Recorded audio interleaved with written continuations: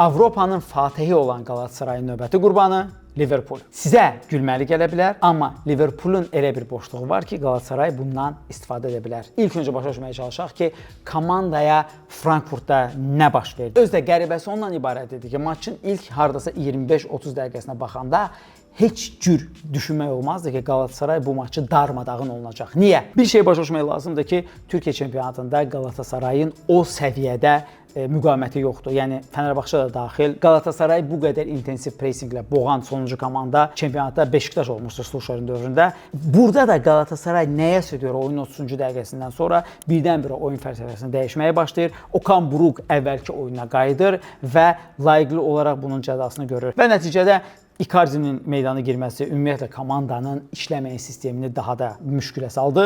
Əlbəttə ki, Galatasaray-Liverpool oyunundan danışanda səmimi şəkildə etiraf eləməliyik ki, Galatasaray öz prime'ında olanda belə Liverpool elə bir dişinin batası bir rəqib deyil. Həddindən artıq çox güclü komandadır. Okan Buruk'un Avropada çox uğursuz statistikası olsa da adam 2 mövsümdə İngilis klublarla qarşılaşıb, 2 mövsüm öncə Manchester United'dən 4 xal alıb və ötən mövsüm Tottenham'ı 3 hesabı ilə məğlub edib. Eintracht'ın pressing qarşısında Davinson Sanchez bir növ darmadağın oldu. Liverpoolda da o pressingi müqayisə etmək olar. Yenə də dördlü oyunçu ilə pressingi başlamağını unutmayaq.